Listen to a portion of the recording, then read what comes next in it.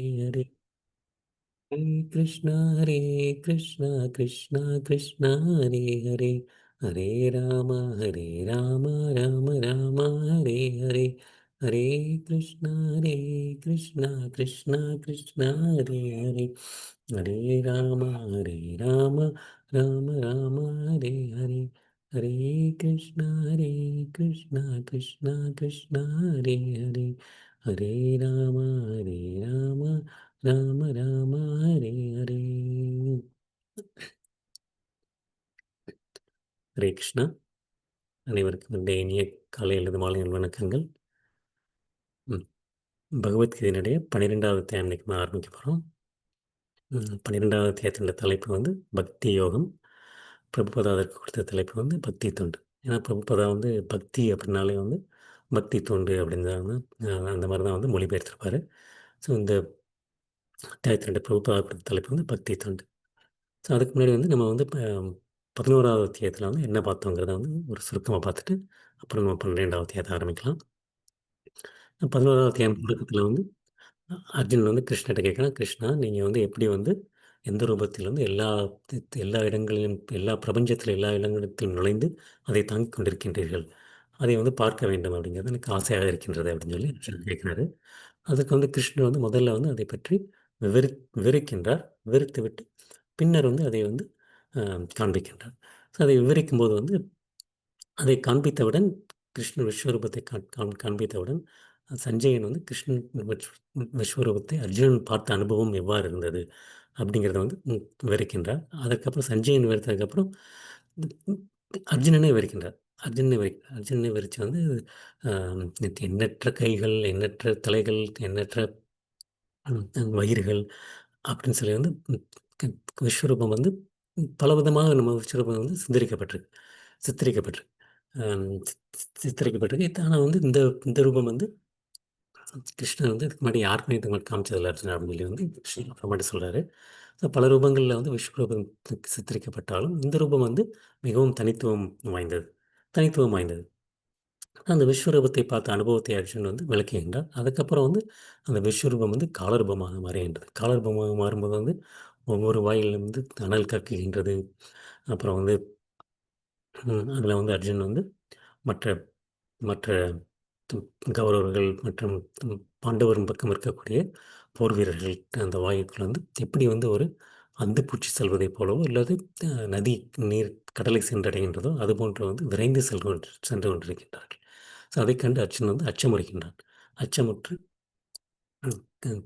கூப்பிய கரங்களுடன் கிருஷ்ணா விஸ்வரூபத்தை பார்த்து நீங்கள் யார் நீங்கள் யார் தங்கள் வந்திருக்கக்கூடிய நோக்கம் என்ன அப்படின்னு அதுக்கு வந்து அவர் சொல்லக்கூடியது வந்து நான் வந்து காலம் அனைவரையும் அழிப்பதே என்னுடைய நோக்கம். பாண்டவர்களை தவிர மற்ற அனைவர்களும் பொருள் இழக்கப் போகின்றார்கள். ஏன்னா வந்து கிருஷ்ணன் வந்து சொல்லுவார், அர்ஜுனா நீ பார்க்க வேண்டியது அனைத்தையும் இந்த ரூபத்தில் பார்க்கலாம் அப்படிம்பார். ஸோ அந்த போரின் முடிவு பார்க்க வேண்டும் என்னவென்று பார்க்க வேண்டும் என்று அர்ஜுனுக்கு ஆவலாக இருந்தது. அதனால் கிருஷ்ணன் வந்து அதையும் காண்பிக்கின்றார். அதையும் காண்பித்துவிட்டு முக்கியமாக என்ன சொல்றாரு, அர்ஜுனா நீ என்னுடைய கருவியாக மட்டும் இரு. என்னுடைய கருவியாக மட்டும் இரு. இந்த போர் வீரர்கள் அனைவரும் என்னால் ஏற்கனவே கொல்லப்பட்டு விட்டனர். நீ எனக்கு வந்து என்னுடைய கருவியாக மட்டும் இரு அப்படிங்கிறார். உடனே அர்ஜுன் கிருஷ்ணனுடைய உண்மையான நிலையை தெரிந்தவுடன் கிருஷ்ணனுடைய அந்த விஸ்வரூபத்தை போற்றுகின்றார். போற்றிவிட்டு கிருஷ்ணருக்கு வந்து வணக்கத்தை தெரிவிக்கின்றார்.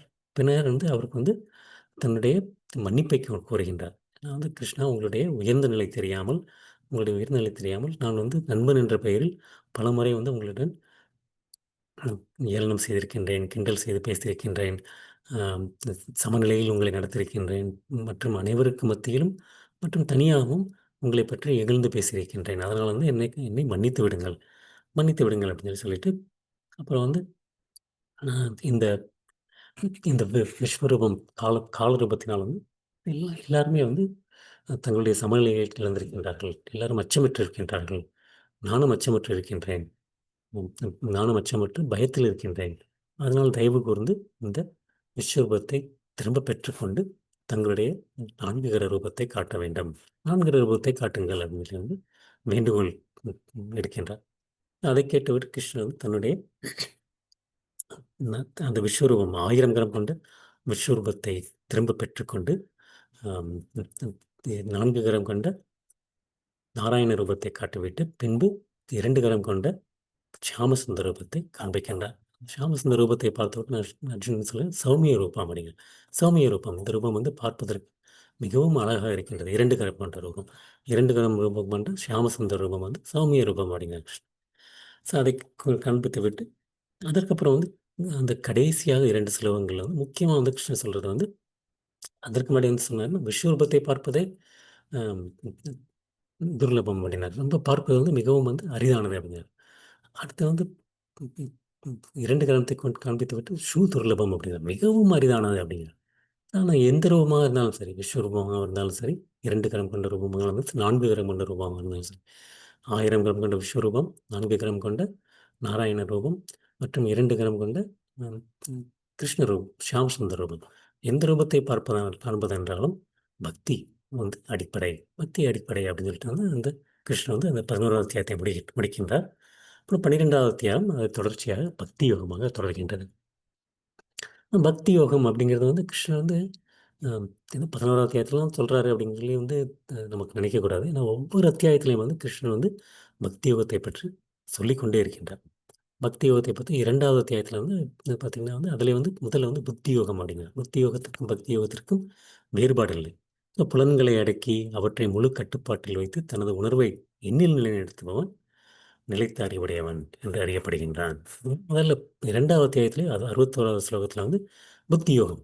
யார் வந்து புலன்களை முழு கட்டுப்பாட்டில் வைத்து அந்த உணர்வை எண்ணில் நிறுத்துகின்றானோ அவன் வந்து நிலைத்த அறிவுடையவன் அப்படிங்கிறது. இப்போ 3வது அத்தியாயத்தில் அர்ஜுனா, என்னை பற்றிய முழு அறிவுடன் உனது எல்லா செயல்களையும் எனக்கு அர்ப்பணி. எனக்கு அர்ப்பணி, செயல்களை அர்ப்பணி. பலன்களில் ஆசையின்றி உரிமையுணர்வுடன் மனத்தளர்ச்சியையும் கைவிட்டு போரிடுவாயாக அப்படின்னு. ஸோ எல்லா செயல்களையும் வந்து எனக்கு அர்ப்பணித்து பலன்களில் ஆசைப்படாதே அர்ச்சனா. உரிமையை விட்டுவிடு, மனத்தளர்ச்சியை விட்டுவிட்டு போரிடுவாயா அப்படின்னு 3வது தேர்தல் சொல்றார். இப்போ 4வது தேர்தல் முக்கியமான ஸ்லோகம். ஜென்மகர்மம் ஜமயதிபதி. எனது தோற்றமும் செயல்களும் திவ்யமானவை அர்ஜுனா. திவ்யமானவை அர்ஜுனா என்பதை எவன் ஒருவன் அறிகின்றானோ அவன் இந்த உடலை விட்ட பின் மீண்டும் இந்த பௌதிக உலகில் பிறப்பெடுப்பதில்லை. பட் எங்கு வருகின்றான்? என்னுடைய நித்திய உலகை அடைகின்றான். நித்திய உலகை அடைகின்றான்.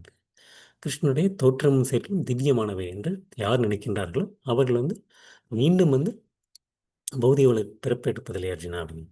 அப்புறம் கடைசி 5வது ஸ்லோகம். போக்தாரம் ஐக்கியதவசம் சர்வலோக மகேஸ்வரம் சுகிருதம் சர்வபூத்தானம் ஞாத்மாமாம் சாந்திம் அச்சதி. எல்லா யாகங்கள் நான் தான், எல்லா யாகங்கள் தவங்களும் இறுதி அனுபவிப்பவன். யாகங்கள் தவங்களை இறுதி அனுப்புபவன் நானே. மற்றும் எல்லா யோகங்கள் மற்றும் தேவர்களை கட்டுப்படுத்துபவன் நானே. ஹம், மற்றும் எல்லா உயிர்வாளிகளும் உற்ற நண்பன். எல்லா உயிர்களும் உற்ற நண்பன் நான் தான் என்று யார் கிருஷ்ணரை தெரிந்து கொண்டிருக்கின்றார்களோ அவர்கள் துயரங்கள் எல்லா விதமான ஜலத்துயரங்களிலிருந்து விடுபட்டு அமைதி அடைகின்றார். அமைதி அடைகின்றார்கள். அப்புறம் வந்து எப்படி வந்து அந்த அஷ்டாங்க யோகம் பண்ணும்போது கூட வந்து யாரில் நிலைநிறுத்த வேண்டும் அப்படிங்கிறது. யாரில் நிறுத்த வேண்டும்னா பிரம்மச்சாரிய விரதத்துடன் இதயத்தில் உள்ள என் மீது தியானம் செய்ய வேண்டும். என் மீது தியானம் செய்ய வேண்டும். என்னையே வாழ்வின் இறுதி குறிக்கோளாக கொள்ள வேண்டும் அப்படின்னு வந்து கிருஷ்ணன் வந்து 6வது அத்தியாயத்தில் சொல்றார். சொல்றார். ஸோ அந்த மாதிரி இருக்கவங்களுக்கு வந்து ஒரு பொழுதும் நான் இழப்பதில்லை, நானும் அவனை ஒருபோதும் இழப்பதில்லை அப்படின்னார். ம். கடைசியில வந்து யோகி அந்த 6வது அத்தியாயத்தினுடைய கடைசி ஸ்லோகம். எல்லா விதமான யோகிகளும் சிறந்த யோகி யார் அப்படின்ட்டு இந்த 6வது அத்தியாயம் வந்து அஷ்டாங்க யோகத்தை பற்றிய அத்தியாயம். அஷ்டாங்க யோகம், தியான யோகத்தை பற்றிய அத்தியாயம். அதனை முடிவில் வந்து கிருஷ்ணர் சொல்றாரு, யார் வந்து எப்பொழுதும் பெரும் நம்பிக்கையுடன் என்னில் நிலைத்து என்னை எண்ணி எனக்கு அன்பு தொண்டு புரிகின்றானோ அர்ஜுனா, அவனே யோகத்தில் மிகவும் சிறந்தவன். யோகத்தில் மிகவும் சிறந்தவன், எல்லாரையும் விட மிகவும் உயர்ந்தவன், எனக்கு மிகவும் நெருங்கியவன் அப்படின்னு சொல்லி வந்து கிருஷ்ணன் வந்து அந்த 6வது அத்தியாயத்தை முடிச்சார். அ ம் அப்படி சொல்லி வந்து அ அப்புறம் வந்து இந்த அந்த அந்த அப்புறம் வந்து தன்னுடைய முக்குணங்களை வந்து கடப்பது மிகவும் அரிது. ஆனால் அர்ஜுனா என்னை சரணடைந்தால் கடத்த விடலாம் அப்படிங்கிறாரு. அப்புறம் முக்கியமா 8வது அத்தியாயம். 8வது அத்தியாயத்தில வந்து அம் எல்லாத்தையும் விட இறுதி காலத்தில் இறுதி காலத்தில் என்னை மட்டுமே எண்ணிக்கொண்டு அந்த காலை சாம் ஏம ஸ்மரன் பவாங்க. என்னை மட்டுமே எண்ணிக்கொண்டு உடலை விடுபவன் உடலை விடுபவன் உடனடியாக என்னை வந்து அடைகின்றான். என்னுடைய இயற்கை அடைகின்றான். இதில் சிறிதும் அச்சமில்லை அச்சமில்லை அப்படிங்கிறார். ஸோ அதனால வந்து அர்ஜுனா என்னை நினைத்துக்கொண்டே கிருஷ்ண உணர்வில் என்னை நினைத்துக்கொண்டே உனக்கு விதிக்கப்பட்ட கடமைகளையும் செய்வாயாக. செய்வாயாக. உன்னுடைய செயல்களை எனக்கு அர்ப்பணித்து உனது மனதையும் புத்தியையும் என்னில் நிலைநிறுத்துவதன் மூலம் என்னையே நீ வந்து அடைவாய். என்னையே நீ வந்து அடைவாய் அப்படின்னு. அப்புறம் வந்து நம்ம வந்து அந்த 10வது அத்தியாயம் 10வது அத்தியாயத்தில் சதுர்ஸ்லோகிஸ்ங்கிற 4 ஸ்லோகங்கள் பார்த்தோம். அதில் வந்து கிருஷ்ணன் வந்து பக்தி யோகத்தை சொல்கிறாரு. அதெல்லாம் சொன்னதுக்கப்புறம் வந்து கிருஷ்ணன் வந்து 11வது அத்தியாயத்தில் வந்து அந்த 2 ஸ்லோகங்கள் கடைசி 2 ஸ்லோகங்களில் வந்து கிருஷ்ணன் வந்து என்ன சொல்கிறாரு? பக்தியாத்தம் அனன்ய சக்கிய அகம் ஏவம் இதோ அர்ஜுனா ஞாத்தம் திருஷ்டும் சதத்வேன பிரவேஷ்டும் ச பரந்தப. எனது அர்ஜுனா, உன்முன் நிற்கும் என்னை களப்பற்ற பக்தி தோன்றினால், அனன்ய பக்தி, களப்பற்ற பக்தி தோன்றினால் மட்டுமே இதுபோன்று நேரடியாக காணவும் புரிந்து கொள்ளவும் முடியும். புரிந்து கொள்ளவும் முடியும். இவ்வழியில் மட்டுமே என்னை பற்றிய உண்மையின் ரகசியங்களில் உன்னால் நுழைய முடியும். பக்தியினுடைய அந்த மேன்மை. கிருஷ்ணன் ஒவ்வொரு அத்தியாயத்திலையும் வந்து பக்தி யோகத்தை பற்றி சொல்லிக்கொண்டே தான் இருக்கின்றார். இது வந்து புதுசாக வந்து கிருஷ்ணன் வந்து அந்த 7வது அத்தியாயம் 12வது அத்தியாயம் வந்து நம்ம வந்து பக்தி யோகத்தை சார்ந்தது அப்படின்னு சொன்னால் கூட கிருஷ்ணன் வந்து முதல்லேருந்தே சொல்லிகிட்டே தான் இருக்கார். ஆனால் 7வது அத்தியாயம் 12வது அத்தியாயத்தில் வந்து பக்தி யோகத்துக்கு வந்து முக்கியத்துவம் கொடுக்கப்பட்டு அதிக ஸ்லோகங்கள் இருக்குது. அதுதான் வித்தியாசமே தவிர மற்றபடிக்கு பக்தி யோகங்கிறது வந்து கிருஷ்ணன் வந்து முதல்ல இருந்தே சொல்லிட்டே தான் இருக்கார். அர்ஜுனா, நீ எண்ணில் சரணடை, எண்ணில் சரணடை, எண்ணில் சரணடை அப்படின்னு சொல்லி வந்து மீண்டும் மீண்டும் மீண்டும் வந்து பகவத்கீதை முழுக்க முழுக்க சொல்லிட்டு தான் இருக்காரு. ஸோ அதில் வந்து இதில் வந்து நேரடியாக சொல்கின்றார், அர்ஜுனா, களப்பன்ற பக்தி தொண்டில் மூலமே என்னை காண முடியும், காண முடியும், புரிந்து கொள்ள முடியும். இதனால் தான் என்னுடைய ரகசியங்களை பற்றி எனக்கு தெரிந்து கொள்ள முடியும். ஸோ இதில் வந்து நம்ம வந்து எந்த ரூபமாக இருந்தாலும் சரி, நம்ம 1000 கரம் கொண்ட ரூபமாக இருந்தாலும் சரி, 4 கரம் கொண்ட ரூபமாக இருந்தாலும் சரி, 2 கரம் கொண்ட ரூபமாக இருந்தாலும் சரி, அதை பார்ப்பதற்கு முக்கிய தகுதி பக்தி. பக்தி, பக்தி. அ அப்புறம் அந்த கடைசி கடைசி 55வது ஸ்லோகத்தில் எப்படி பண்ணுறது அப்படிங்கிறது. மத் கர்ம கிருண் மத் பரமோ மத் பக்த சங்க வர்ஜிதக நிர்வைர சர்வபூதேஷு யசமாம் ஏதி பாண்டவா.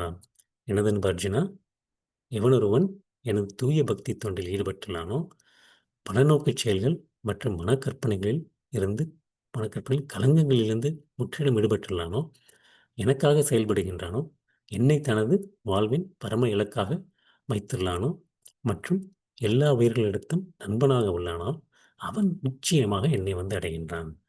நிச்சயமாக வந்து அடைகின்றான். ஸோ கிருஷ்ணன் என்ன சொல்றாரு? தூய பக்தி தொண்டு, பலநோக்கு செயலிலிருந்து விடுபடுதல், மனக்கற்பனையிலிருந்து விடுபடுதல், கிருஷ்ணருக்காக செயல்படுவது, கிருஷ்ணரை வாழ்வின் பரம இலக்காக வைத்துக் கொள்வது மற்றும் எல்லா உயிரினங்களையும் நண்பனாக உள்ளது. இந்த மாதிரி பண்ணிட்டு இருந்தா அர்ஜுனா, கண்டிப்பாக என்னை வந்து அடைகின்றான்.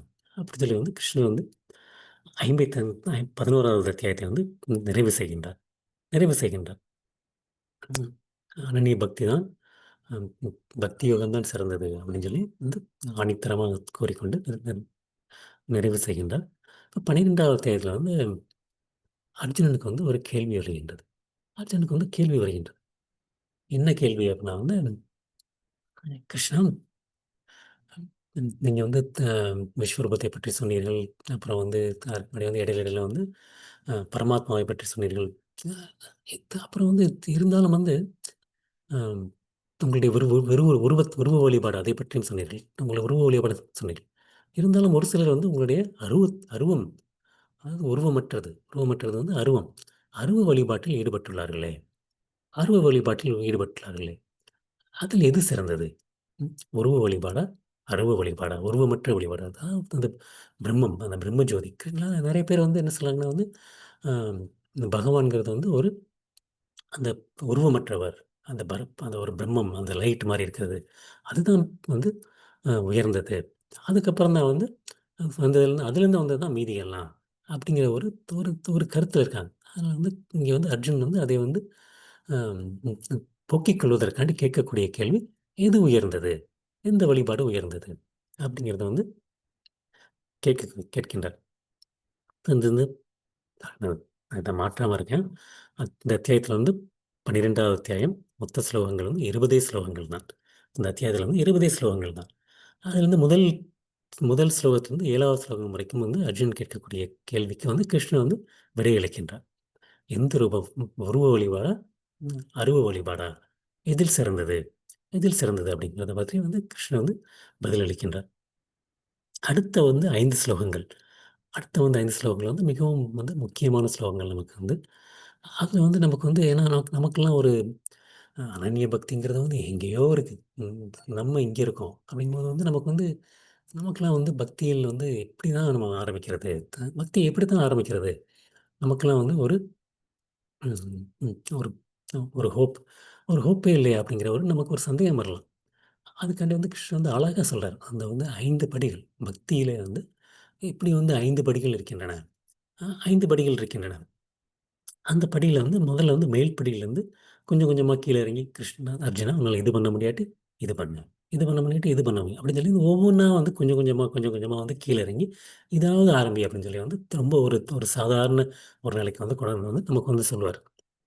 நமக்கும் எல்லாருக்குமே வந்து ஏற்புடைய ஏற்கும்படி அந்த வந்து 5 வழிகள், 5 படிகள் 5 படிகள் வந்து பக்தியின் படிகள் வந்து சொல்லுவாரு. அர்ஜுனா வந்து ஒவ்வொரு படியாக வந்து அவர் வந்து கீழ இறங்கி வந்து இது பண்ண முடியாட்டி, இது பண்ண முடியும் அப்படின்னு சொல்லி வந்து சொல்லுவாரு.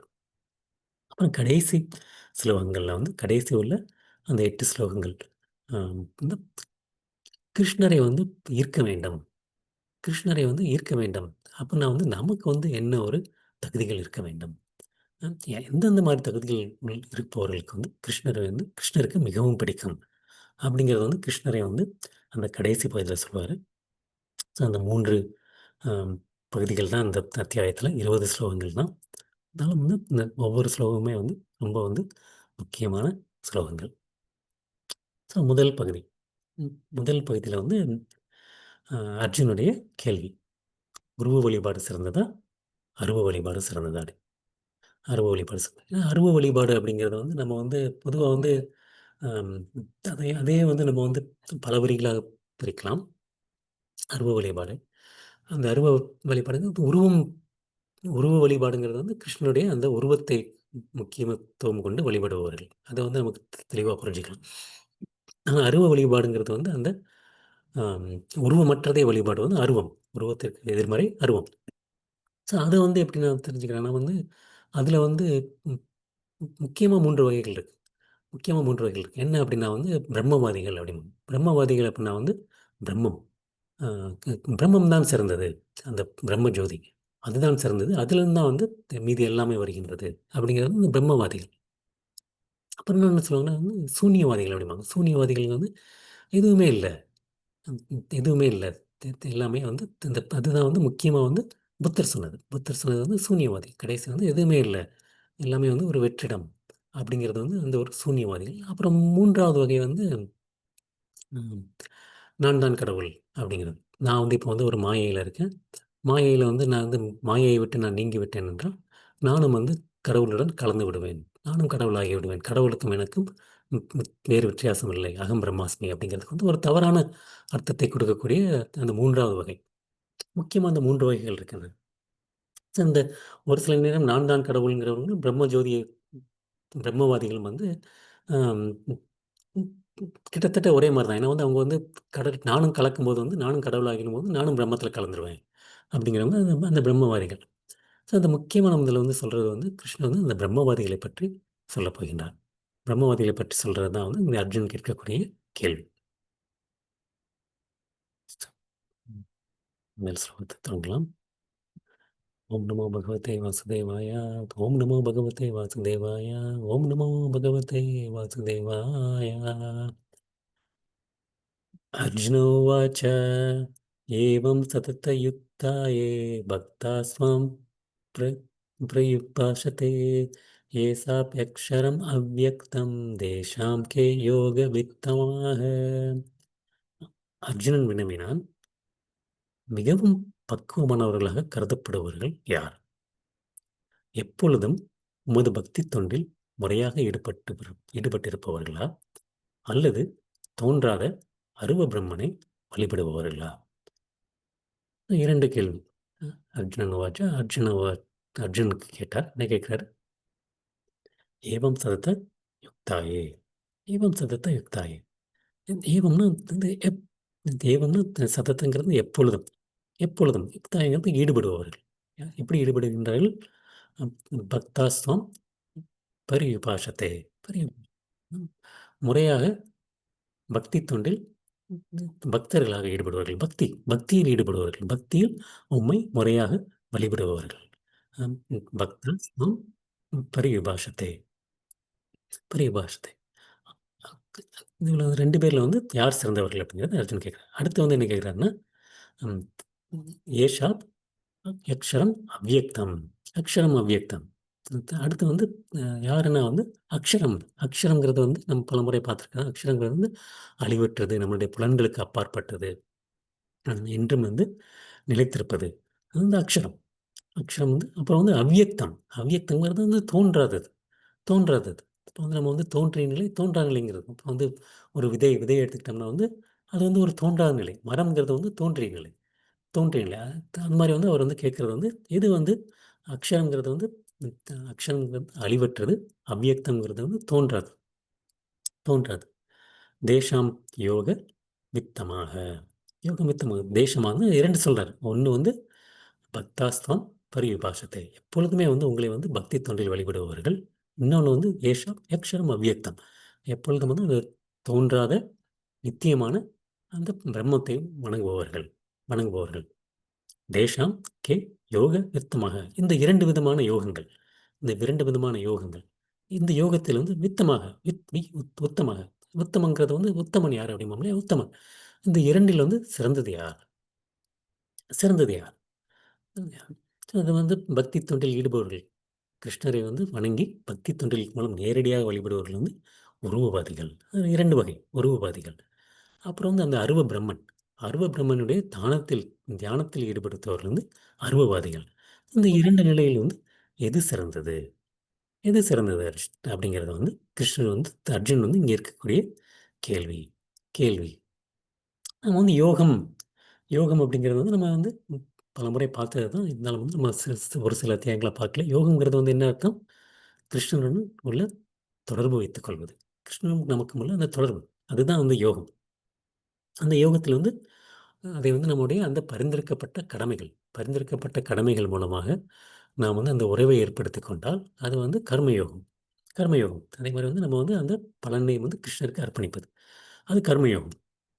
அடுத்து ஞான யோகம்ங்கிறது வந்து அந்த நம்முடைய அந்த ஞானத்தின் மூலமாக நம்முடைய அந்த தத்துவத்தை த பரிசீலனை செய்து, தத்துவத்தை வந்து நாம் வந்து ஆராய்ந்து ஆராய்ந்து அதன் மூலம் அந்த கிடைக்கக்கூடிய ஞானத்தின் மூலமாக அந்த தொடர்பை ஏற்படுத்திக் கொள்வது வந்து ஞான யோகம். ஞான யோகம். அந்த மாரி ஞான யோகத்தினுடைய நோக்கம் என்ன? பிரம்மத்தில் கலப்பது. பிரம்மத்தில் கலப்பது. ஏன்னா வந்து அவங்க வந்து எல்லாமே வந்து பார்த்துட்டு, இது உண்மை அல்ல, இது உண்மை அல்ல, இது நிரந்தரம் அல்ல, நம்மளுடைய உடல் உண்மை அல்ல என்று ஒவ்வொன்றமாக வந்து நேத்தி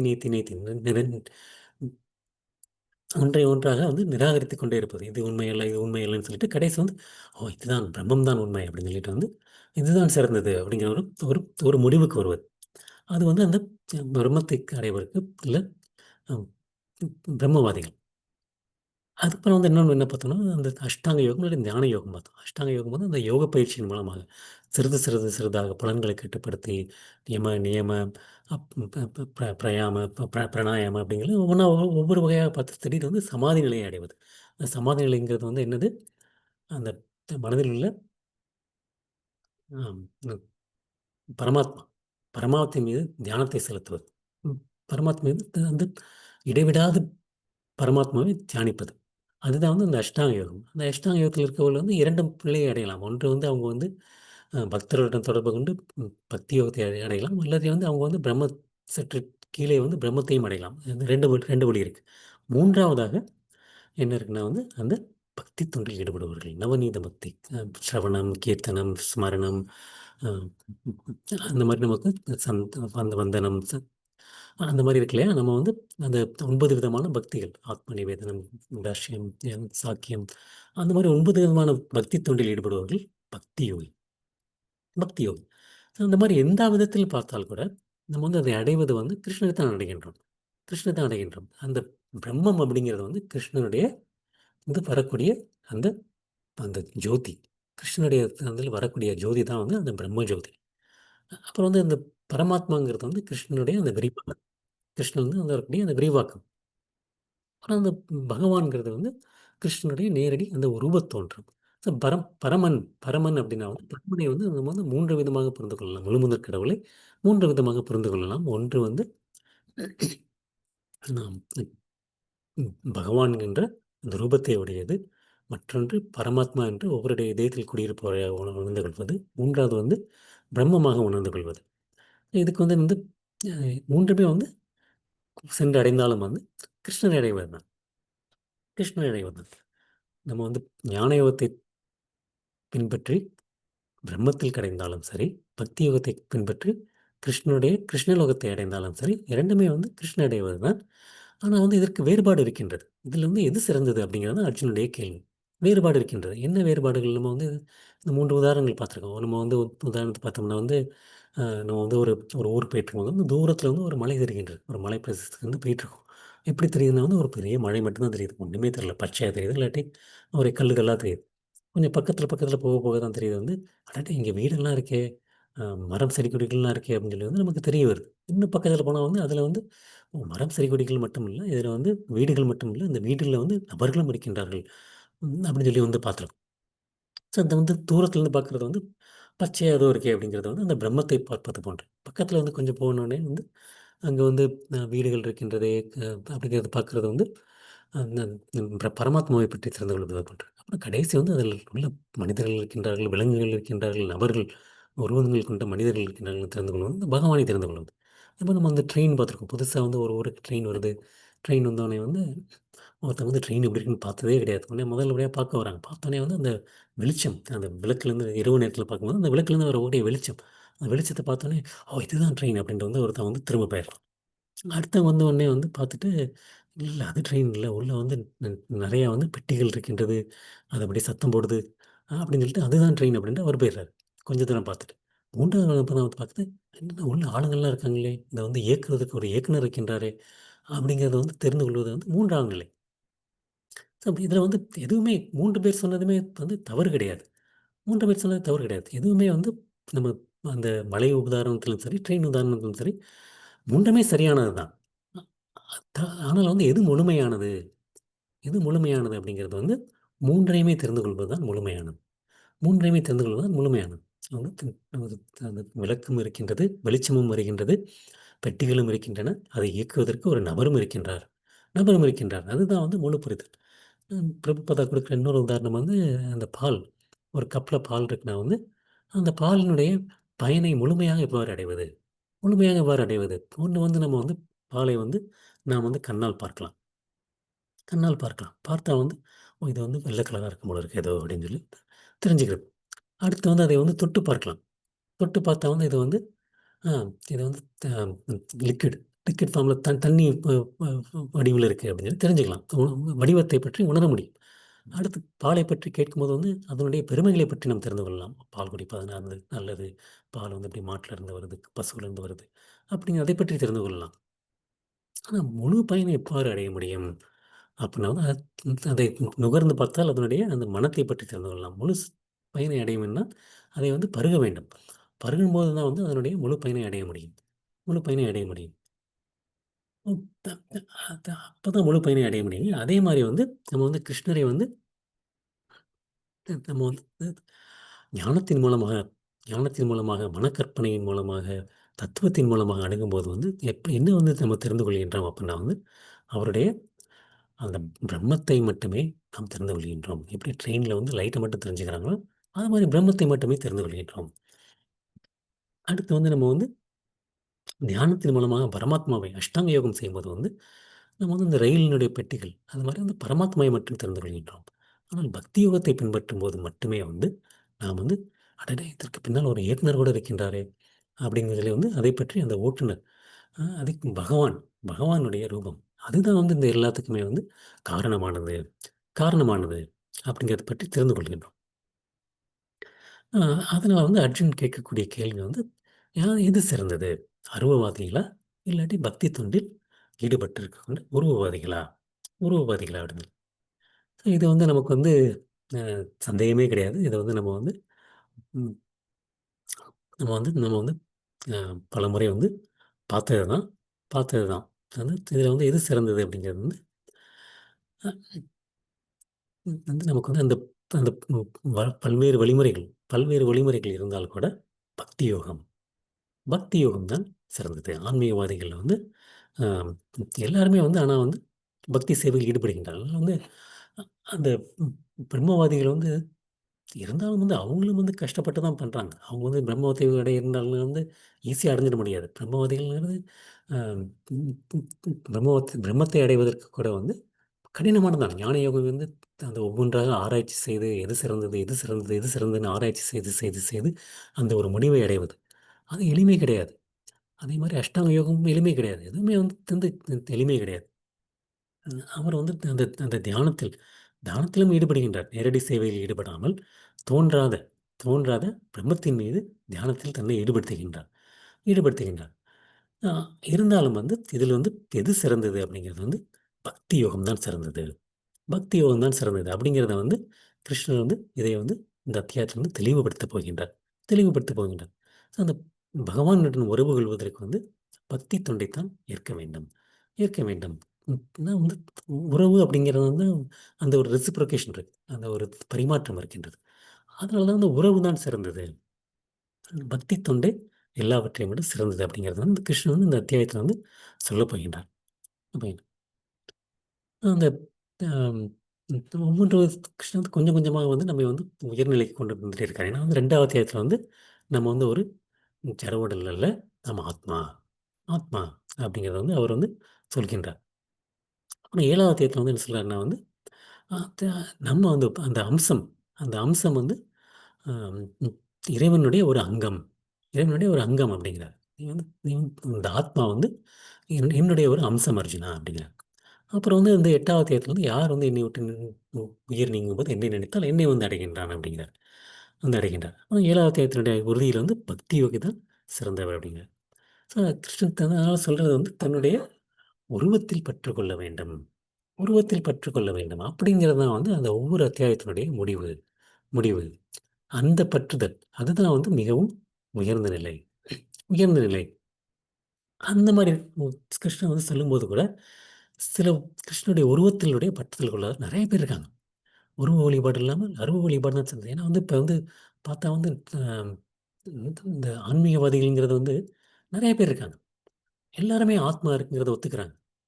ஆத்மா இருக்குங்கிறத ஒத்துக்கிறாங்க. ஆனா வந்து முக்கியமா என்ன வித்தியாசம்? எங்க வித்தியாசம் வருகின்றன? இறப்பிற்கு பின்பு என்ன நடக்கின்றது? இறப்பிற்கு பின்பு ஆத்மாவிற்கு என்ன நடக்கின்றது? ஆத்மாவினுடைய பயணம் என்ன? அ அதில தான் வந்து நெறைய பேருக்கு வந்து குழப்பங்கள் இருக்கின்றது. ம். எ ஏன்னா வந்து அந்த அந்த நெறைய பேர் என்ன சொல்றாங்கன்னா, அந்த பகவத்கீதையுடைய விளக்க உரை கொடுக்கும்போது கூட வந்து, அதிலிருந்து அந்த உருவத்திலிருந்து திசை திருப்பி, அருவம் தான் சிறந்தது அப்படிங்கிற மாரி விளக்க உரை கொடுக்கின்றார்கள் நெறைய பேர். அதற்கு மேல் வந்து அவங்க வந்து அந்த அந்த அருவத்தின் மீது தியானம் செய்வது தான் சிறந்தது அப்படிங்கிற உருவத்தை விட அருவத்தின் மீது தியானம் செய்வது தான் சிறந்தது அப்படிங்கிற நெறைய பேர் பகவத்கீதைக்கு விளக்க உரையும் ஒரு திரிந்த விளக்க உரையும் கொடுக்கின்றார். ஸோ இதில வந்து எது எளிமையானது? எது சிறந்தது? அப்படிங்கிறத வந்து நமக்கு வந்து தெளிவுபடுத்துறதுக்கு இந்த அர்ஜுன் வந்து இந்த ஸ்லோகத்தில் முயற்சி செய்கின்றார். இதே மாரி வேற விதமா சொல்லனா வந்து க க அர்ஜுனன் வந்து கிருஷ்ணருடைய அந்த தனிப்பட்ட உருவத்தின் மேல் தான் பற்றுதல் இருக்கின்றது. விஸ்வரூபத்தை பார்த்தவுடன் வந்து அர்ஜுனன் வந்து கிருஷ்ணா எனக்கு இந்த ரூபத்த பார்க்கவே விரும்பவில்லை அப்படின்னு சொல்லிட்டார். ஏன்னா வந்து அர்ஜுனனுக்கு வந்து அந்த 2 கரம் கொண்ட ஷியாமசுந்தர ரூபம். அந்த ரூபத்தை பார்த்து பார்த்து அதன் மேல் தான் பற்றுதல் இருக்கின்றது. ஸோ அதனால வந்து நான் என்னுடைய பற்றுதல் சரியானதா? தவறானதா? அதை வந்து அர்ஜுன் வந்து முதலில் தெளிவுபடுத்த செல்கின்றார். தன்னுடைய நிலை பாதுகாப்பானதா? இல்லையா? அப்படின்னு சொல்லி. அப்படின்னு சொல்லி. ஸோ அந்த மாரி வந்து நம்ம வந்து இந்த ஜட உலகத்தினாலும் சரி, ஆன்மீக உலகத்தினாலும் சரி, அந்த அருவத்தோற்றத்தின் மீது தியானம் செய்வது வந்து மிகவும் கடினமானது. கடினமானது. அதை உணர்வதும் வந்து இயலாதது. இயலாதது. அதனால வந்து அந்த அருவத்தினுடைய தியானிப்பது வந்து ஒன்று கடினமானது. அது வந்து பூரணத்தையும் வந்து பூரணமாக நம்ம வந்து உணர்வதும் இல்லை. பூரணமா உணர்வதும் இல்லை. அதனால வந்து இது வந்து ஒரு காலவிரயமான விஷயம். காலவிரயமான விஷயம். அந்த காலவிரயத்தினால் இதனுடைய பயன் என்ன?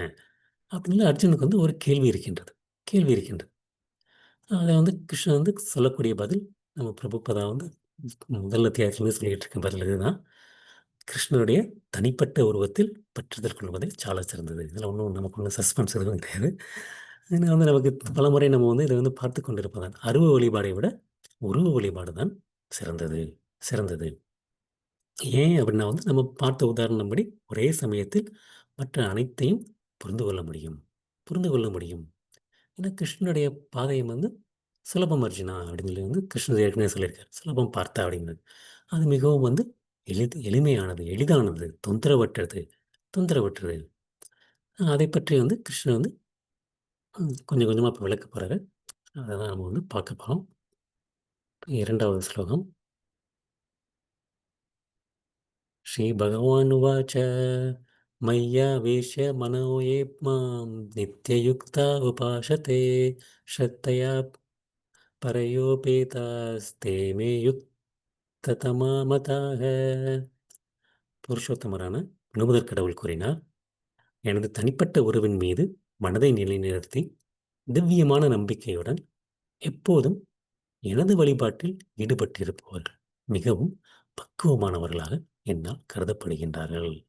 கிருஷ்ணன் வந்து அழகாக நேரடியாக பதில் சொல்கின்றார். நேரடியாக பதில் சொல்கின்றார். ம். எனது தனிப்பட்ட உறவின் மீது மனதை நிலைநிறுத்தி திவ்யமான நம்பிக்கையுடன் எப்போதும் எனது வழிபாட்டில் ஈடுபட்டிருப்பவர்கள் மிகவும் பக்குவமானவராக கருதப்பட்டிருக்கிறார்கள். ஒன்றும் குழப்பத்திற்கு வந்து ஒரு தேவையே இல்லை. குழப்பத்திற்கு வந்து தேவையே இல்லை.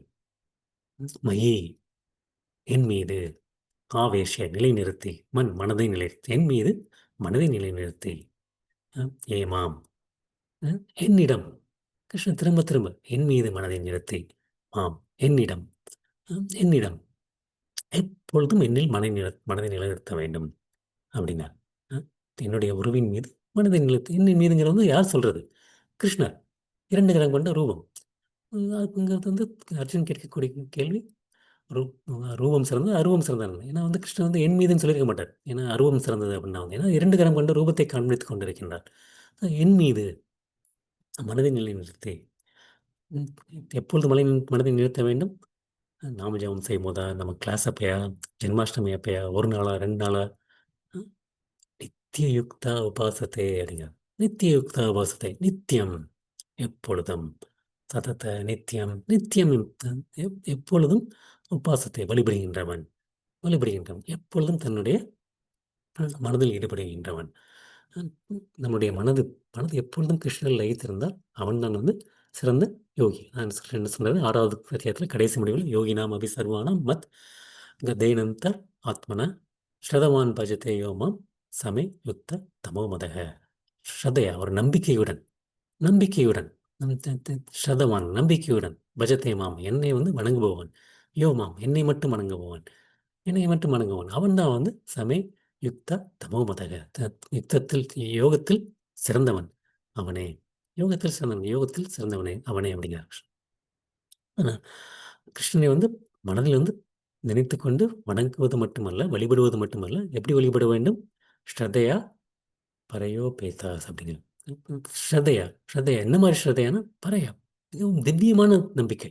சும்மா ஸ்ரத்தைங்கிறது வந்து நம்பிக்கை, சாதாரண நம்பிக்கை இல்லை, திடமான திவ்யமான நம்பிக்கை. நம்பிக்கை அதான் என்ன சொல்கிறேன்னா வந்து திவ்யமான நம்பிக்கை அப்படிங்கிறார். வந்து நம்ம வந்து ஒரு சென்டிமெண்டல்னால வந்து வணங்கக்கூடாது கிடையாது. எதனால் வணங்குறதுன்னு தெரில, எல்லாரும் வணங்குறாங்க நானும் வணங்குறேன் அப்படிங்கிறது அந்த மாதிரி இந்த ஒரு ரிச்சுவல் ஒரு சடங்குக்காண்டி வணங்குவது கிடையாது. இல்லாட்டி வந்து நம்ம வீட்டில் எல்லாரும் சொல்கிறாங்களே கூப்பிட்டு கும்பிடுன்னு அதனால் கும்பிட்றேன் அப்படி கும்பிட்றது கிடையாது. கிருஷ்ணன் அந்த மாதிரி சொல்லலை. சொல்லலைன்னா வந்து என்ன பரையா ஸ்ரத்தையா அந்த மாதிரி ஒரு திவ்யமான நம்பிக்கை, திவ்யமான நம்பிக்கையுடன் வணங்குபவர்கள் அந்த மாதிரி இருக்கவங்க வந்து உப்பேத்த அந்த மாதிரி இருக்கவங்க வந்து பேதாஸ் அப்படிங்கிறாங்க. அவங்க தான் வந்து வணங்குபவர்கள். தேமே தமஸ் அந்த மாதிரி இவங்க வந்து திவ்யமான நம்பிக்கையுடன் வணங்குபவர்கள் வந்து தேமே யுக் தம யுக்த தம மதக அப்படிங்கிறது. தேமே யுக்த தம மதக அப்படிங்கிறது. அந்த மாதிரி இருக்கவங்க வந்து யோகத்தில் உத்தமர்கள், யோகத்தில் மிகவும் பக்குவமானவர்கள் ஆக கருதப்படுகின்றார்கள் அர்ஜுனா. கருதப்படலாம் அர்ஜுனா. யாரு கிருஷ்ணன் சொல்றது வந்து என்னதுங்க? அனன்ய பக்தி. எப்பொழுதும் வந்து என்னுடைய மனதில் நிறுத்துபவர்கள் நம்பிக்கையுடன் எப்பொழுதும் வழிபாட்டில் ஈடுபடுவார்கள். அவர் தான் பக்திமானவர்கள் அப்படின்னு கிருஷ்ணன் வந்து இதனுடைய இது வந்து இதனுடைய டெஃபினிஷன் என்ன? இந்த டெஃபினிஷன் வந்து அனன்ய பக்தியினுடைய டெஃபினிஷன். அதான் வந்து கிருஷ்ணன் சொல்றாரு, எனது தனிப்பட்ட உறவின் மீது மனதை நிலைநிறுத்தி திவ்யமான நம்பிக்கையுடன் எப்பொழுதும் எனது வழிபாட்டில் ஈடுபட்டவர்கள் மிகவும் பக்குவமானவர்கள். அப்படி. ஆம், அதுதான் வந்து யோகத்தில் வந்து மிகவும் சிறந்தவர்கள் அப்படிங்கிறது வந்து பக்தியில் ஈடுபடுவர்கள் தான் யோகத்தில் மிகவும் சிறந்தவர் அப்படின்னு கிருஷ்ணர் வந்து ரொம்ப தெளிவாக நேரடியாக பதிலளிக்கின்றார். ஆனா கிருஷ்ணன் உணவில் ஈடுபட்டவர்கள் வந்து சடச்செயல் வந்து எதுவுமே கிடையாது. ஜடச்செயல்கள். அவர் வந்து செய்யக்கூடிய செயல்கள் வந்து கிருஷ்ணருக்காண்டி செய்யக்கூடிய செயல்கள் தான். எப்போ பார்த்தாலும் வந்து அவர் வந்து நாம ஜெபம் செய்வது ஹரே கிருஷ்ணா கிருஷ்ண கிருஷ்ண ஹரே ஹரே ஹரே ராம ராம ராம ஹரே ஹரே. சில நேரங்களில் வந்து நாம ஜெபம் செய்வது, சில நேரங்களில் வந்து கிருஷ்ணரை பற்றிய புத்தகங்களை பற்றி படிப்பது, கிருஷ்ணரை பற்றி கேட்பது, அவருக்காண்டி பிரசாதம் சமைப்பது, இல்லாட்டி அவருக்காண்டி அந்த ஆஹ், கிருஷ்ண கிருஷ்ணருக்கு கோயிலுக்கு இல்லாட்டி கிருஷ்ணருடைய பிரசாதம் தேவைக்கு வாங்குவதற்காண்டி கடைக்கு செல்வது, கோயிலை சுத்தம் செய்வது, அவருடைய இந்த பாத்திரங்களை கழுவுவது, அந்த மாதிரி வந்து கிருஷ்ணரை சார்ந்த செயல்களை செய்து கொண்டிருக்கின்றார். கிருஷ்ணருக்கு அர்ப்பணிக்காமல் வந்து நொடி பொழுதும் கழிப்பதில்லை. அந்த மாதிரி இருக்கிறது வந்து அதுதான் வந்து பூர்ண சமாதியில் இருப்பது. பூர்ண சமாதியில் இருப்பது. ஸோ அதான் வந்து கிருஷ்ணர் வந்து இந்த ஸ்லோகத்தில் வந்து தெளிவாக வந்து பக்தி யுகத்தை பின்பற்றுபவர்கள் தான் சிறந்தவர்கள் சிறந்தவர்கள் அப்படின்னு. ஸோ அப்போ நான் வந்து அருவவாதிகளுடைய நிலை என்ன? அருவவாதிகளுடைய நிலை என்ன? ஸோ அதைத்தான் வந்து கிருஷ்ணர் வந்து அடுத்த உள்ள இந்த 3வது ஸ்லோகம் 4வது ஸ்லோகம் 5வது ஸ்லோகம் 3, 4, 5 ஸ்லோகத்தில் வந்து அருவவாதியின் நிலையை பற்றி சொல்லப் போகின்றார். இந்த 3 ஸ்லோகங்கள் அப்புறம் வந்து இந்த அர்ஜுன் கேட்ட முதல் கேள்வி. அதை தவிர அந்த 16 ஸ்லோகங்கள் மீதி உள்ள 16 ஸ்லோகங்களும் இந்த அத்தியாயத்தில் உள்ள ஸ்லோகங்களும் வந்து உருவ வழிபாடை பின்பற்றுபவர்களை பற்றியது. பக்தி யோகத்தை பின்பற்றுபவர்களை பற்றியது. அதுதான் வந்து இந்த அத்தியாயத்தினுடைய தலைப்பு வந்து பக்தி யோகம். பக்தி யோகம். நம்ம வந்து இந்த வாரம் வந்து இதோட நிறுத்திக்கிட்டு அடுத்த வாரம் வந்து அந்த அடுத்து உள்ள அந்த 5 ஸ்லோகங்களும் பார்ப்போம். இந்த வாரம் நம்ம முக்கியமாக பார்த்தது வந்து அந்த அ தொடர்பு. 11வது அத்தியாயத்தை 54வது ஸ்லோகத்திலும் 55வது ஸ்லோகத்திலையும் பக்தி யோகம் தான் இருந்துச்சுன்னா இந்த உருவத்தை பார்ப்பதற்கு அனன்ய பக்தி தேவை அப்படிங்கிறது வந்து கிருஷ்ணன் முடிக்கிறாரு. இந்த அத்தியாயத்தில் வந்து பக்தி தொண்டுடன் ஆரம்பிக்கின்றார். அர்ஜுன் கேட்கக்கூடிய கேள்வி, உருவ வழிபாடு சிறந்ததா? அருவ வழிபாடு சிறந்ததா? ஏன்னா வந்து ஒரு சிலர் வந்து அருவ வழிபாடில் ஈடுபடுகின்றார்கள். அ ஒரு சிலர் வந்து சதத்தம் அவங்களுடைய உருவ வழிபாடில் எப்பொழுதும் பக்தி தொண்டில் ஈடுபட்டு இருக்கின்றார்கள். இந்த 2ல் சிறந்தது என்ன? அதுதான் அர்ஜுனன் கேட்கக்கூடிய கேள்வி. அதற்கு கிருஷ்ணன் கொடுக்கக்கூடிய பதில், அர்ஜுனா, ம், உருவ வழிபாடு தான் சிறந்தது. உருவ வழிபாடு தான் சிறந்தது. நித்திய யுக்தா உபாசத்தை மாம் நித்திய உபாசத்தை என்னுடைய என்னுடைய மனதை என்னுடைய என் மீது மனதை நிலைநிறுத்துபவன், ஆம், திவ்யமான நம்பிக்கையுடன் என்னுடைய வழிபாடில் ஈடுபடுபவன், அவன்தான் வந்து மிகவும் பக்குவமானவன், அவன்தான் மிகவும் சிறந்தவன் அப்படிங்கிறது வந்து கிருஷ்ணன் வந்து இதில் சொல்கிறாரு. அதுக்கு வந்து ஒரு பக்தியினுடைய சிறப்பை மீண்டும் நிலைநாட்டுகின்றார். மீண்டும் நிலைநாட்டுகின்றார். நம்ம வந்து அடுத்த வாரம் தொடருவோம்.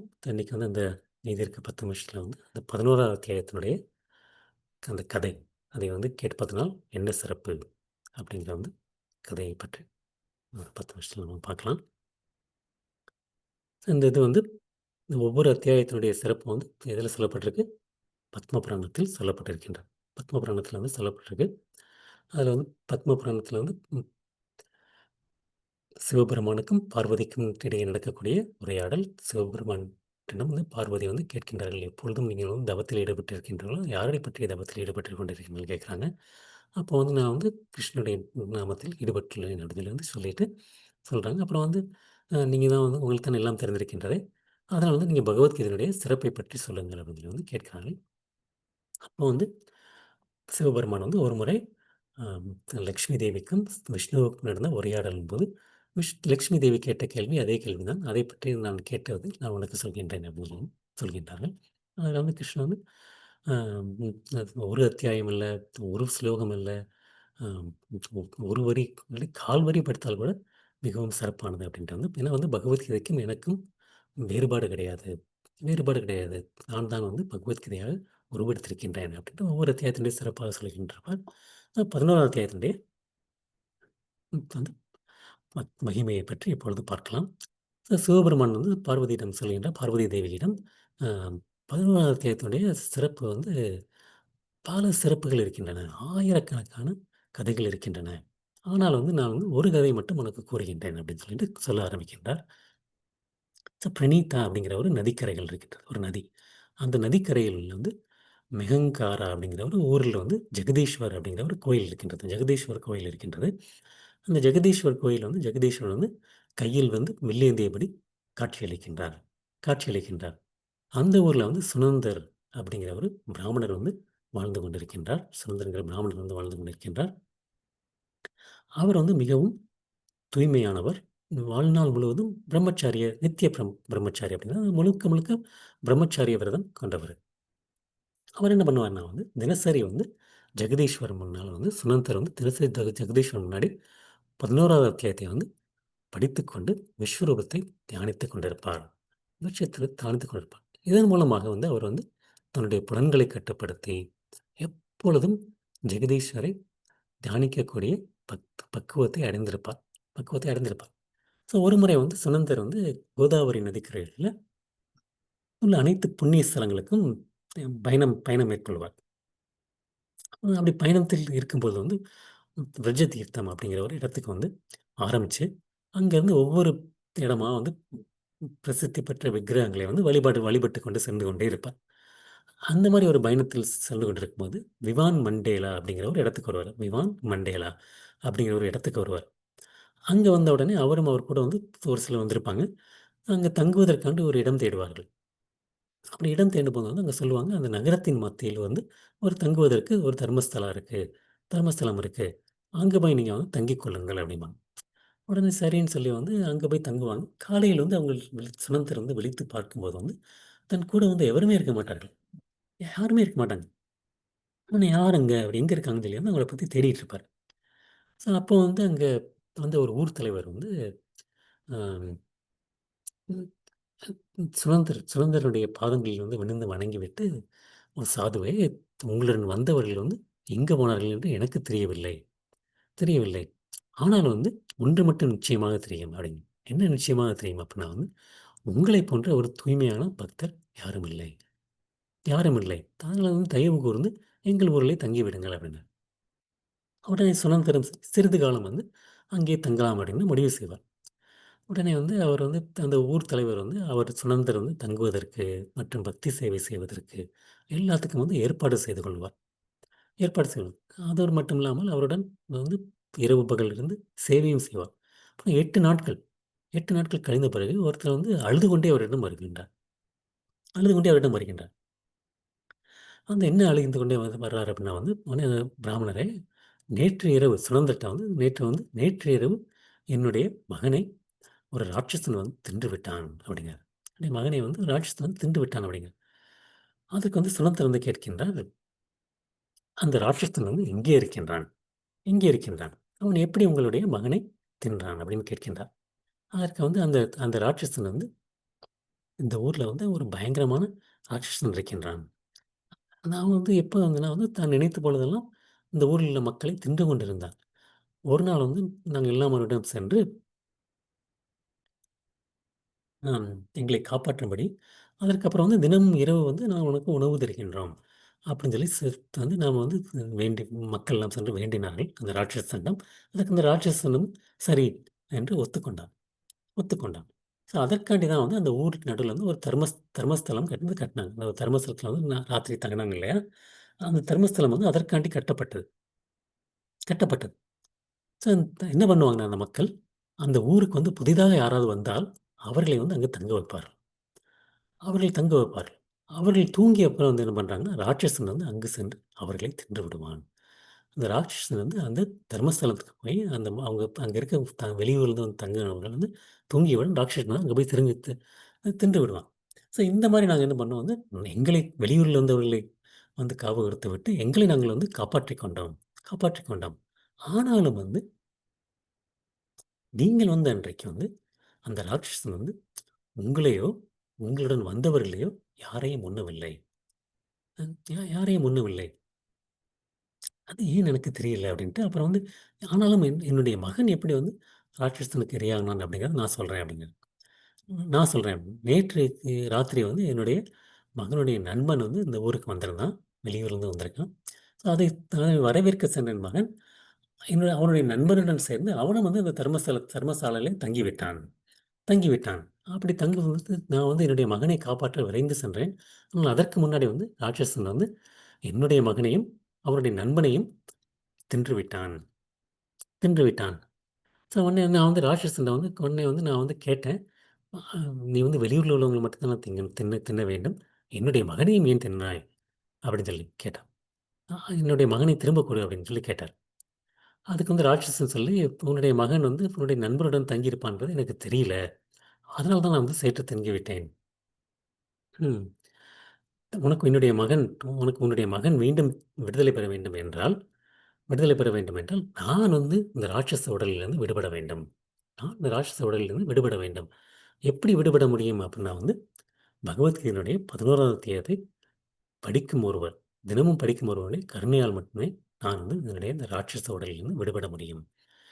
அது மட்டும் இல்லாமல், அந்த மாரி 11வது அத்தியாயத்தை தினமும் அ இந்த வாசிக்கக்கூடிய ஒருத்தர் இந்த ஊர்ல இருக்காரு. அவர் வந்து ஒரு முறை வந்து தர்மஸ்தலத்துக்கும் வந்திருக்கின்றார். தர்மஸ்தலத்துக்கும் வந்திருக்கின்றார்.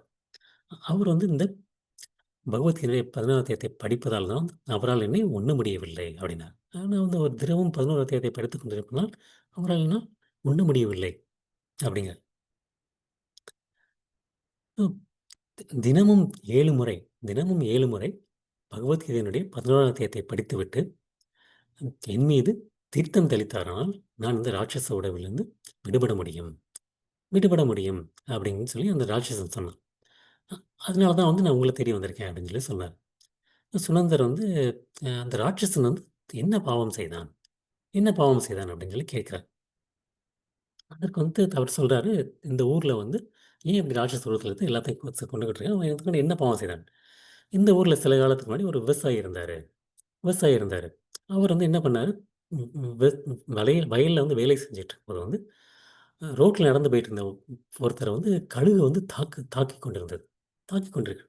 அந்த கழுகு வந்து தாக்கிக் கொண்டிருக்கும்போது வந்து, அவர் வந்து அம் அவரை காப்பாற்றுவதற்கு வந்து எதுவும் முயற்சி செய்யல. முயற்சி செய்யல. அதை வந்து ஒரு யோகி வந்து தூரத்தில வந்து இருந்து அதை கவனித்து விடுகின்றார். கவனித்துவிட்டு வந்து அதை வந்து வேகமாக காப்பாற்ற வருகின்றார். அதற்குள்ள வந்து அந்த கழுகு என்ன செய்யுது, அந்த மனிதனை வந்து தாக்கிவிட்டு சென்று விடுகின்றது. அந்த யோகி வந்து கோபமடைந்து அந்த விவசாயியிடம் வந்து, அம் ஒருவன் வந்து திருடினாலோ, விஷப்பூச்சிகளால் லோ நெருப்பாலோ, ஆயுதங்களாலோ தாக்கப்படும்போது, யார் ஒருவன் தனக்கு தடுக்கும் வலிமை இருந்தும், காப்பாற்ற திறனும் இருந்தும் காணாதது போல் இருக்கின்றானோ, அவன் நிச்சயமாக யமனால் தண்டிக்கப்படுவான்.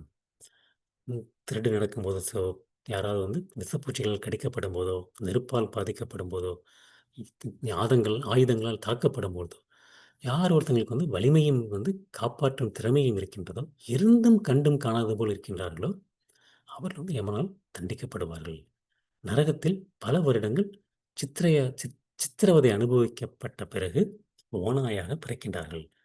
ம் பிறக்கின்றார்கள். அதேபோல் உற்ற சமயத்தில் உட் ஒருவருக்கு உதவிக்கரம் நீட்டுபவர்கள். உதவிக்கரம் நீட்டுபவர்கள் வந்து பகவான் விஷ்ணுவுக்கு மிகவும் பிடிக்கும். மிகவும் பிடிக்கும். இது மாரி தாழ்ந்த குலத்தில் பிறந்த ஒருவனோ, கொடூர அரசனோ, ஒரு பசுவை வதைக்கிலிருந்து பாதுகாத்தல், அவன் நிச்சயமா வந்து து விஷ்ணுவை சென்றடைகின்றார். ஆனா நீ வந்து உனக்கு திறன் இருந்தும் அந்த கழுகிலிருந்து அந்த மனிதனை காப்பாற்றவில்லை. காப்பாற்றவில்லை. அதனால வந்து நீ வந்து ராட்சசனாக பிறக்க வேண்டும் என்று நான் உனக்கு சாபம் கொடுக்கின்றேன் அப்படின்னு. அப்படின்னு சொல்லி அந்த யோகி வந்து கொடுக்கின்றார். ஸோ அதுக்கு வந்து விவசாயி வந்து பயந்து போய் வந்து என்ன சொல்றாருன்னா வந்து, நான் வந்து மிகவும் சோர்வாக இருந்தேன். இரவு முழுதும் வயலை பாதுகாத்து மிகவும் சோர்வாக இருந்தேன். அந்த சோர்வினால் வந்து நான் வந்து சக்தி இல்லாமல் இருந்தேன். அதனால தான் வந்து என்னால வந்து காப்பாற்ற முடியவில்லை. எனக்கு வந்து இந்த சாபத்திலிருந்து எப்படி முக்தி பெறுவது? என்னை மன்னித்து விடுங்கள். எப்படி முக்தி பெறுவது? அப்படின்னு வந்து கேட்கின்றார். அப்போ அந்த யோகி சொல்றாரு, யாரு வந்து தினசரி 11வது அத்தியாயத்தை ம் படிக்கும் முறைப்பர் உன் மீது தண்ணீர் தெளித்தால் நீ இந்த சாபத்தில் விடுபடுவாய் அப்படின்னு சொன்னார். ஸோ உடனே அந்த அந்த தன்னுடைய மகனை விடுவிக்க வேண்டி சுனந்தரிடம் வந்தவர், நீங்கள் தான் இந்த ராட்சசன் மேல் தண்ணீர் தெளித்தார்கள் என்றால் அவன் இந்த சாபத்திலிருந்து விடுபடுவான் மற்றும் என் மகனும் எனக்கு திரும்ப கிடைத்து விடுவான் அப்படிங்கிறார். உடனே அதுக்கு சுனந்தர் அந்த ராட்சசன் இருக்கும் இடத்துக்கு விரைந்து சென்று பகவத்கீதையினுடைய 11ஆம் அத்தியாயத்தை படித்தபடியே ராட்சசன் மேல் தண்ணீரும் தெளிப்பார். உடனடியாக ராட்சசன் என்ன நடக்கின்றது? 4 கரம் கொண்ட பகவான் விஷ்ணுவின் ரூபத்திற்கு மாறுகின்றார். அவன் விஷ்ணுவின் ரூபத்திற்கு மாறுகின்றார்.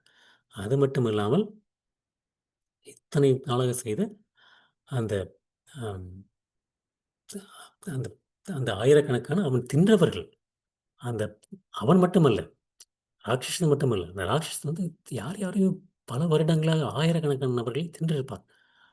அவர்களும் என்ன பண்றார்கள்? 4 கரம் கொண்ட விஷ்ணு ரூபத்தை அடைகின்றார்கள். ராட்சசன் மற்றும் அவனை தின்றவர்கள் அனைவரும் விஷ்ணு ரூபத்தை அடைந்து புஷ்பக விமானத்தில் ஏறி வைகுண்டத்திற்கு செல்கின்றார்கள் என்று சொல்கிறார். ஸோ இதை பார்த்தவர்கள் அனைத்தையும் ஆச்சரியமாக பார்த்து கொண்டிருக்கின்றார்கள்.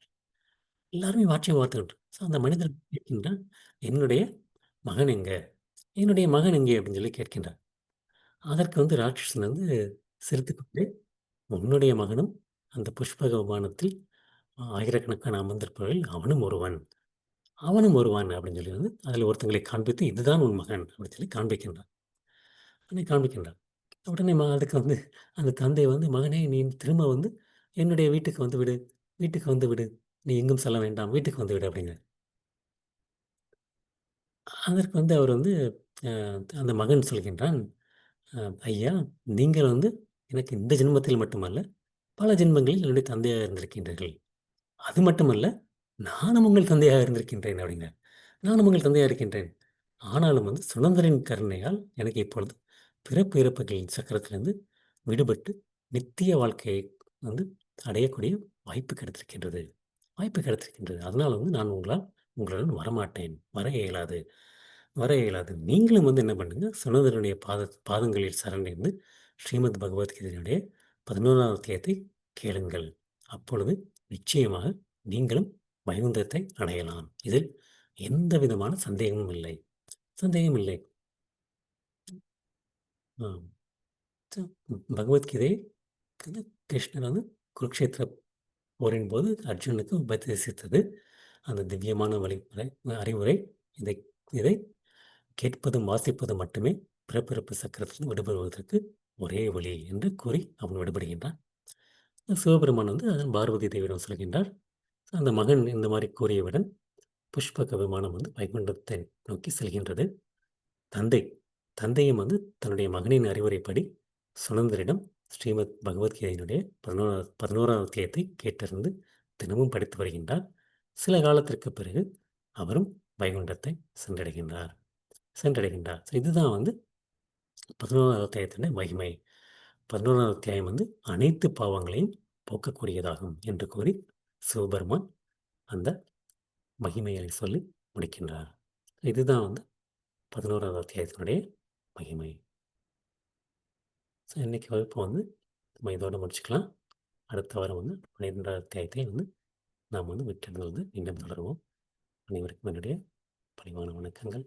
ஹரே கிருஷ்ணா.